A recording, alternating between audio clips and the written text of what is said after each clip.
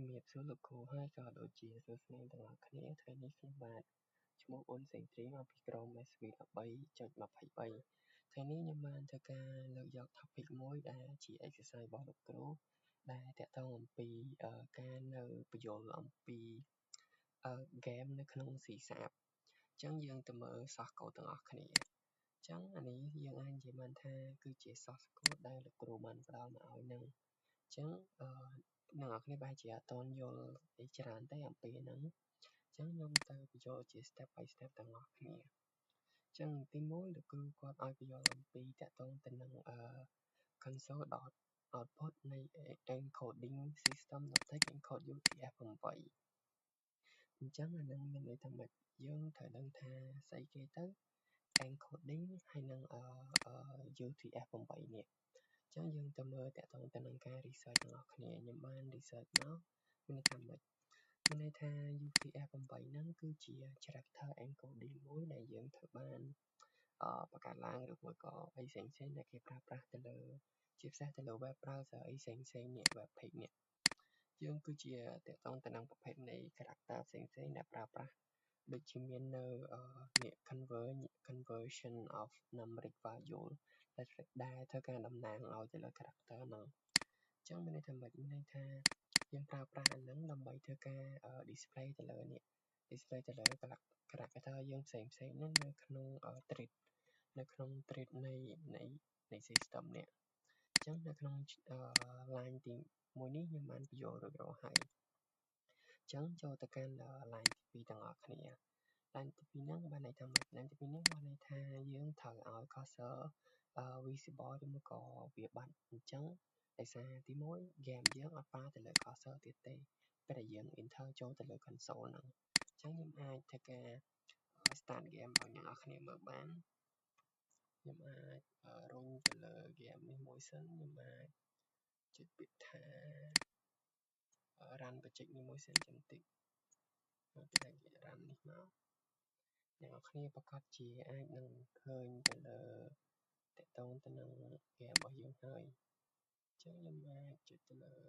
អានេះអស់ទៅមកនេះអញ្ចឹងថាពេលដែលយើងទៅយើងអត់មាន cursor អីទៀតទេអញ្ចឹងយើង remove អា cursor bling ហ្នឹងអស់ជាធម្មតាបើសិននៅក្នុងterminal យើងដូចធម្មតាអញ្ចឹងទៅនៅក្នុង terminal អញ្ចឹងយើងមាន cursor bling នេះអញ្ចឹងពេលដែល game យើង start យើងត្រូវតែយើងត្រូវតែធ្វើការ reset ឬមួយក៏អាចនិយាយមកថាគឺជាការដាក់ cursor ហ្នឹងឲ្យវា visible ចោលហ្នឹងតែម្ដងអញ្ចឹងមានន័យថាការ display ទៅលើ cursor ហ្នឹងឯងបន្តមកទៀតយើងសិក្សាទៅលើតាក់ទងទៅនឹង random ម្ដងអញ្ចឹងមានន័យថាម៉េច random នេះអាចនិយាយបានថាគឺជា built-in function មួយនៅក្នុង C Sharp មានន័យថាម៉េចយើង initialize ទៅលើ new instance of random ដែលគឺជាប្រភេទអីអាហ្នឹងគឺជាប្រភេទនៃ function មួយដែលធ្វើការ random ទៅលើ value ផ្សេងៗដែលទទួលជា number ហ្នឹងឯងអញ្ចឹងខ្ញុំអាចបង្ហាញអ្នកនរគ្នាបានដែលខ្ញុំប្រើប្រាស់ node មួយចំនួនអញ្ចឹងនៅក្នុងនេះយើងអាចឧទាហរណ៍មកថាrandom នេះមានថាម៉េចហ្នឹងគឺជា built-in function មួយដែលយើង initialize ជាឈ្មោះ only ដែលយើង represent ឲ្យអា function ហ្នឹងអញ្ចឹងមានថាយកឧទាហរណ៍នេះជាក់ស្ដែងយើងបាយទៅលើក្របលុកលក្ខហ្នឹងតោះមកយើងបានន័យថាយើងប្រកាសហ្នឹងបានន័យយើងទិញក្របលុកលក្ខហ្នឹងហើយបន្ទាប់មកយើងធ្វើការ clock វាច្រើនដងហើយដែលយើងប្រើប្រាស់ទៅលើនេះobject នៃយើងបង្កើតហ្នឹងយើង point ទៅកាន់nick ហ្នឹងដើម្បីឲ្យវា random ទៅលើពីចន្លោះពី1រហូតដល់7ចាំថា minimum and maximum number ហ្នឹងកន្លែងហ្នឹងមានន័យថាម៉េចកន្លែងហ្នឹងយើងអាចនិយាយបានថាខ្ញុំអាចសរសេរអញ្ចឹងនេះយើងអាចនិយាយបានថានៅក្នុងការដែល random ហ្នឹងណាយើងទទួលបានតម្លៃពី1ទៅ6ទេអញ្ចឹងនៅក្នុងលុកណាវាមានពី1គ្រាប់ទៅដល់6គ្រាប់អញ្ចឹងនៅតម្លៃទី7នេះវាអត់ត្រូវទទួលបានទេមានន័យថាវា rank តែពី1ទៅដល់6ឬក៏អាចគេហៅថាពី index 0ឬក៏ index 0ទៅដល់ index នៃ n-1 ចាវាបែបអញ្ចឹងណាអាហ្នឹងនៅក្នុងការ random អាហ្នឹងអញ្ចឹងយើងទៅ detail នៅក្នុងនេះទៀត ចឹងនៅក្នុង function random នេះមានតែប៉ុណ្្នឹងដែរចឹងយើងចូលទៅកាន់ function clear ម្ដងចឹងអានឹងបានន័យថាម៉េចនៅក្នុង function clear ហ្នឹងយើងអាចនិយាយបានថាគឺជា function មួយដែលធ្វើការអីគេយើងធ្វើការ clear screen ឬក៏ clear everything នៅក្នុង screen ហ្នឹងណាដែលវា detect នៅពេលដែលcode យើងឬមួយក៏ game របស់យើងហ្នឹងណា initialize ថ្មីមានន័យថាម៉េចដូច reset game លេងសារថ្មីយើងត្រូវ clear screen ចោលចឹងដើម្បីឲ្យដឹងខ្ញុំធ្វើការ debug ទាំងអស់គ្នាចូល game មកយើងបង្កើតជាចូលដល់នេះសិនមកខ្ញុំអាចធ្វើការវា random សិនបន្ទាប់មកយើងចុច enter បាច់តែចុច enter មកចុច enter មួយទៀតមានថាយើងលេង game ថ្មីអញ្ចឹងវាចាប់ផ្ដើមមើលទៅលើអីយើង detect មក screen យើងឃើញចឹងមែនប៉ុន្តែបើសិនជាខ្ញុំហ៊ុញនេះបើសិនជាខ្ញុំហ៊ុញចុចទៅលើ where is the debug tool ទាំងបើនេះសិនដើម្បីឲ្យមើលមានការ debug ចុះនេះវាអត់ឃើញឲ្យ debug ចាំបន្តិចខ្ញុំអាចមើលសិនថានេះពេលដែលយើង debug មកពុប screen យើងដល់កន្លែងនេះដល់ចំណុចហ្នឹង screen យើងអត់តលេងមើលពេលវាឆ្លងផុតតុប screen យើងត្រូវបាន clear ចេញអស់ហើយចាំថាវាត្រូវតែ clear បន្ទាប់ពី game ថ្មីយើង clear មកយើងចុច clear ណាពេលនោះវាចាប់បាន random ទៀតហើយចុច enter មក game យើងត្រូវបាន clear បានតែប៉ុណ្្នឹងដែរចឹងចូលទៅកាន់ function បន្តទៀតនោះគឺ reset color ហ្នឹងបានន័យថាម៉េចបានន័យថាយើងត្រូវតែ reset color ទៅជា color default ឬក៏អាចថាជា color សខ្មៅហ្នឹងឯងណាជា color default ហ្នឹងឯងមុនពេលដែល game យើងត្រូវបាន start ថ្មីហ្នឹងចឹងអាហ្នឹងវាអត់មានអីច្រើនទេវាគ្រាន់តែ reset color ប៉ុន្តែចូលទៅកាន់អានេះម្ដងគេថា foreground color ចឹងមានន័យថាម៉េច foreground color ហ្នឹងយើងត្រូវបាន reapply ឬក៏ apply ចូលទៅកាន់ console color នេះ dot crayon គឺជាពណ៌អីពណ៌ crayon ហ្នឹងឯងអញ្ចឹងយើងទៅមើលទាំងអស់គ្នាម្ដងទៀតខ្ញុំអាចធ្វើការចូលទៅកាន់អានេះមកនេះគឺជាពណ៌ color ដែលយើងត្រូវបាននេះឯងតែខ្ញុំ enter ម្ដងទៀតមកវាចាប់ដើមនេះយើង debug មកយើង reset អានេះទៅជាពណ៌ crayon យើងចាប់ដើមចុចធ្វើការបន្តមកទៀតមកទៀតនេះយើងចាប់ដើមហៅ method reset color ហ្នឹងមកយើងចុចបាច់បន្តទៀតពេលដែលយើង print ទៅមិនយើងដឹងថា color ពណ៌អីនេះវាមានជាពណ៌ crayon ពណ៌អីចឹងទៅហ្នឹងតកតងទៅនឹងការដែលយើងអីគេការដែលយើង apply color ចូលអាហ្នឹងមានន័យថាយើងអាច apply color ចូលទៅកាន់ foreground នៃគេនៃតកតងទៅនឹងក្របលក្ខណៈរបស់យើងហ្នឹងបន្តមកទៀតយើងទៅមើលតកតងទៅនឹងអីគេការដែលយើង rolling ឬមកការដែលយើងក្របលក្ខណៈហ្នឹងម្ដងដូចតែខ្ញុំបាន mention ពីមុនមកយើងអាចទៅមើលតកតងទៅនឹង3ចំណុចនេះអញ្ចឹងមានន័យថានៅពេលដែលយើងបានបង្កើតទៅលើលក្ខណៈមួយមកបន្ទាប់មកយើងត្រូវ reference វាឬក៏អាចគេថាគឺជាការ rolling វាយើង rolling ក្របលក្ខណៈទី1ចន្លោះពីប៉ុណ្ណា6គ្រាប់លក្ខណៈទី2 6គ្រាប់ដូចគ្នាលក្ខណៈទី3 6គ្រាប់ដូចគ្នាប៉ុន្តែ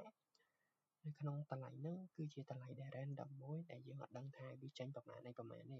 អានេះខ្ញុំ comment ហ្នឹងមានន័យថាខ្ញុំគ្រាន់តែជាការ guess នៃក្របលក្ខណៈប៉ុន្តែវាត្រូវចេញពីចន្លោះពី1ទៅដល់6ហ្នឹងគឺជាការដែលយើងប្រើជានិច្ច function នេះដើម្បីធ្វើការ rolling នឹងឯងបន្ទាប់ពីយើងធ្វើការ explain ទៅលើតកតងទៅនឹងការដែលយើងប្រើប្រាស់ D1 D2 អីហ្នឹងយើងជាការក្របលក្ខណៈបន្តទៀតយើងត្រូវទៅមើលតកតងទៅនឹងការ set cursor position នេះម្ដងតាមពិតនៅក្នុងហ្នឹងយើងអាចវាមាន key point 2ចំនួនវាមានជា column ហើយនិង row អញ្ចឹងខ្ញុំអាចធ្វើការបញ្យល់អ្នកនរគ្នាបន្តិច ទីមួយយើងអាចនិយាយបានថា Reaper ថា detect ទៅលើ animation នេះគឺជាការជាទីរាមួយដែលយើងត្រូវប្រើទេនេះឧទាហរណ៍នៅក្នុង program យើងប្រកាសថាពេលយើង run មកចេះពេលយើង run មកយើងនឹងឃើញគេយើងនឹងឃើញទៅលើខ្ញុំចុចនេះតិចសិននេះយើងនឹងឃើញទៅលើតកតងទៅនឹងក្របលក្ខណៈដែលយើងកំពុង block ហ្នឹងអញ្ចឹងអ្នកនរគ្នាឃើញចំណុចមួយនេះគឺជាអីគឺជា row ទី1 row 0 row 1ហើយនិង row 2មានន័យថាម៉េចមានន័យថាអានេះគេ display មកជាលក្ខណៈជាជួរហ្នឹងឯងអញ្ចឹងយើងអាច press enter គឺជា text មួយដែលយើងត្រូវ display នៅលើនេះបន្ទាប់មកយើងមិនត្រូវនេះ detect មកថាយើងចង់ឲ្យទៅលើ position នៃគេនៃក្របលក្ខណៈយើងហ្នឹងណា stay ទៅលើ position ទីប្រមាណអញ្ចឹងយើងប្រកាសថាយើង stay ទៅលើ position ទី2នៃ row អញ្ចឹងយើងចាប់ផ្ដើម count មកថា row 0 row 1និង row 2បន្តមកទៀតយើងអាចនិយាយបានថាអានេះជាក្របលក្ខណៈចាស់អញ្ចឹងយើងអាច enter ដើម្បីធ្វើការលេងពេលដែលយើងលេងហើយយើងទៅមើលទៀតថាយើងចង់លេងម្ដងទៀតយើង enter ម្ដងទៀតលោកអ្នកគ្នាប្រកាសថាវានឹងចេញនៅលើ row 2ដូចគ្នានេះជមើលយើង continue នេះវាចេញ row 2ដូចគ្នាចឹងមានថាវាប្រៀបបានជា animation មួយដែលយើងធ្វើការលេង style ទៅលើវាអត់ធ្វើការ repeat ឬមួយក៏អាចនិយាយបានថាទៅ new ទៅ old slide ទេទៅ new slide អញ្ចឹងវា repeat ទៅលើ old slide នេះវានៅជួរទី2ដដែលវាអត់ធ្វើការ display ទៅលើ slide ណាផ្សេងទៀតបានទេអញ្ចឹងថាគឺជាការលេង animation មួយកន្លែងហ្នឹងបន្ទាប់មកយើងចូលទៅកាន់តាក់ទងទៅនឹងស្អីគេហៅថានេះ slip នេះ thread.slip ស្អីគេ thread.slip ហ្នឹងអញ្ចឹងមានថាអាចនិយាយបានថា thread.slip ហ្នឹងគឺជាអីគឺជាអាចយើងនិយាយថាគឺជា function មួយសម្រាប់ទៅលើ push program យើងនៅក្នុងនីតិកំណត់ណាមួយដែលកុំឲ្យវាធ្វើអីសោះអានេះមានន័យថា120ហ្នឹងយើងអាចនិយាយបានថាគឺជាអីគឺជា120 millisecond អានេះគឺជា120 millisecond ចឹងឯងចឹងមានថាចំនួននាទីឬក៏ចំនួនវិនាទីដែលយើងត្រូវពុះហ្នឹងនេះវាជា120 millisecond ហ្នឹងឬក៏អាចនិយាយបានថាស្មើនឹង 0.120 ឬថា 0.120 second ចឹងឯងគឺថាវាធ្វើការឲ្យ program យើងធ្វើការ slip ចំនួនប៉ុណ្ណឹងដើម្បី detect ទៅលើ animation ផ្សេងចឹងនេះសម្រាប់នៅក្នុងពេលដែលយើងក្លុកលក្ខណៈហ្នឹងយើងចាប់ផ្ដើមដឹងថាខ្ញុំអាចនិយាយបានថាយើងទៅមើលតកតងទៅនឹងresult យើងទៅមើលតកតងទៅនឹង result ទាំងអស់គ្នាថា120 millisecond វាតិចមែនតើយើងសឹងតែអត់ដឹងថាវាមិនទេនេះគឺជាការ animation នៃលក្ខណៈយើងទេហើយវាចាប់បានធ្វើអីអត់តន់ធ្វើអីទេ120 millisecond នេះអញ្ចឹងយើងនៅក្នុងស្ថិតនៅក្នុងនេះយើង debug មើលមកនេះ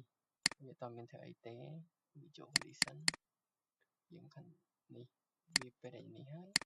វាចាប់បាន detect ទៅលើយើង try again យើង press enter ម្ដងទៀតមកវាមក detect ទៀតយើង detect ចំនួន120 millisecond ហ្នឹង detect ទៀតមកបន្តមកយើង while rolling ឃើញអត់កែនេះវាអត់មានអីទេអញ្ចឹងយើងចាប់ដើម enter មក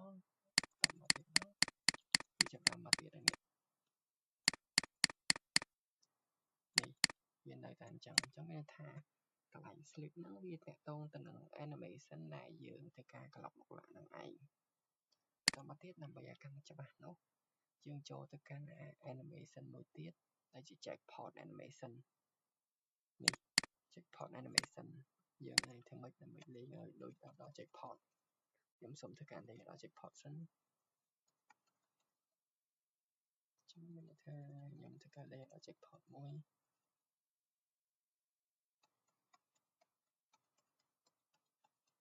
នេះ jackpot ឃើញវាមាន animation ចុះឡើងតាមចំនួនប៉ុន្មានចំនួនទាំងអស់150 millisecond អញ្ចឹងមានន័យថាវារៀងមានច្រើនយើងអាចធ្វើការតាក់ទងទៅនឹង